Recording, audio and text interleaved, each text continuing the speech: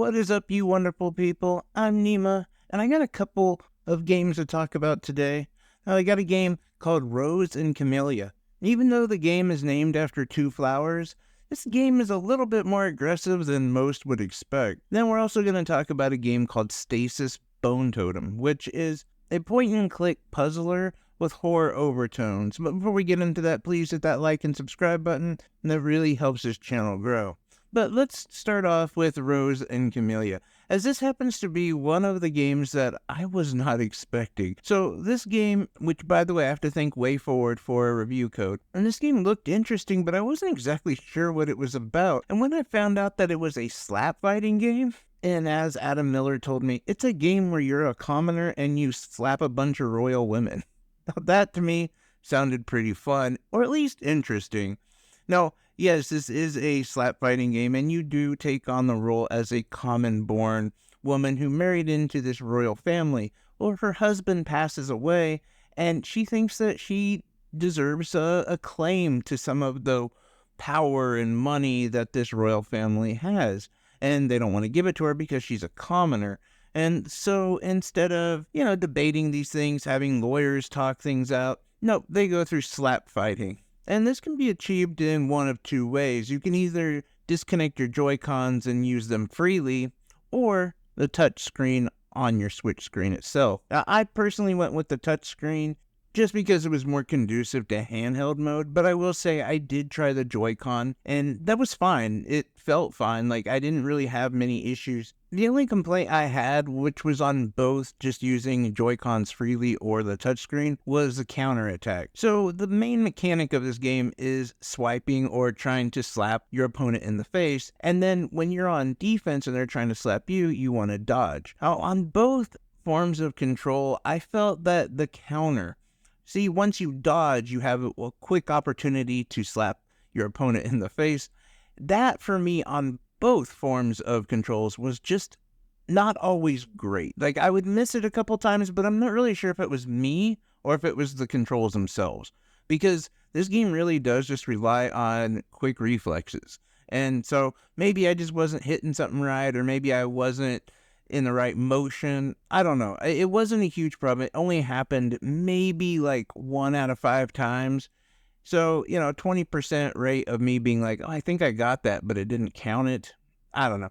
It wasn't such a big deal, if I'm being honest, because most of the game itself is done really well, and it's really fun. I mean, graphically speaking, it actually looks really good. I also like the fact that as the match goes on, you can see battle damage, and just the graphics and character design together are really great. You have a lot of over-the-top characters. Sometimes you're dealing with like a granny who is super powered, or just a gigantic husk of a woman who looks a lot like Blanca from Street Fighter. And you're pitted up against a lot of different enemies, but the game actually does turn a little bit as you also play as Camellia, not just Rose. And so you do get a couple perspectives, and there are multiple levels with multiple stages. Basically, a lot of different opponents, a few different chapters. There are other aspects of this game that I found really enjoyable, like the multiplayer. Being able to play a game against a friend really adds a lot of content to the game. Just being able to pass the controllers back and forth, have your own tournaments, and I gotta be honest, never thought I would say slapboxing my kid has ever been so fun. I also have to say, you get some real interesting looks when you talk about playing this game with your kid out in public. A lot of people are real suspicious of you talking to your son and being like, oh man, remember when I slapped you really hard?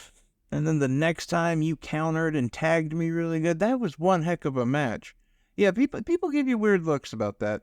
Now, I will say, though, for all the fun and silliness that this game has to offer, there is one downside, and it's a pretty big one, honestly, and that's the price. The game does clock in at a strong $19.99, which I don't think is an awful price, depending on how you play. Like, if this is going to be a game that you play with your friends or your family or whatever, then I think you have a lot of content there. But I think if you're somebody who's just going to do the single player run through and, kind of go through a couple of the chapters, kind of see what's up, there might be some complaints about the price, because it is a relatively short game. I beat this in one sitting, but at the same time, I can attest to the fact that it is well made. Like, this is a quality game. Performance-wise, even just the music, things like that are top-notch. So you kind of expect to pay a little bit more when you get a premium product. And I will say, if this is a game that you're going to play multiple times, then yeah, I think it's definitely worth it, especially if you're going to play with your friends or family or whatever. This is going to be one of those type of games. I personally am one of those people that rarely ever pay full price for a fighting game. But I do understand it. If that's your thing, you're going to get hundreds of hours out of that. For me, I usually just play the story and then I'm done with it. So I do think it's going to be one of those games that if it's right for you, it could offer a ton of content. And that's just a situation that you have with it. But for me, I would say that's like the only downside I can think of. And so while I enjoyed the game, I will say it is a little bit limited.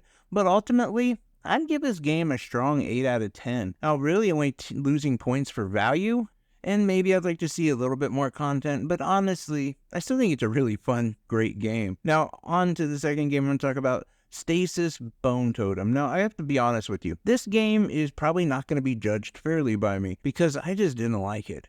It is nothing that I really expected it to be. Even though, I have to say, visually, it's incredibly impressive. The game looks really, really good. But there is no combat, at least not against an enemy, and a horror game without like that kind of suspense or that kind of combat just sort of loses something with me.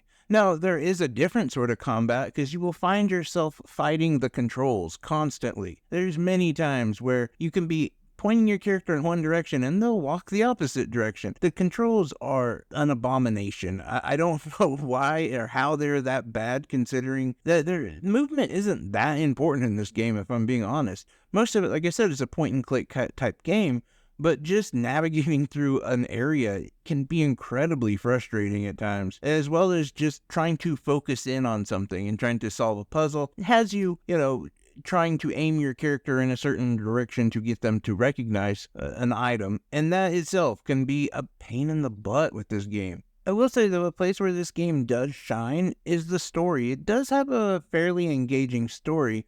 That isn't until you start thinking logically about it, but I know that that's not always how we do things in video games. Now, essentially, you play as one of 3 characters, starting off with 2 characters, Mac and Charlie, and essentially they're a married couple in a cyberpunk futuristic world who are salvagers, and they essentially sail the seas looking for downed ships or things like that and grab whatever they can find and sell it. Now, they're going through some financial hard times as well as a few emotional issues as well, and they come upon this big ship that looks to be, well, in pretty good shape.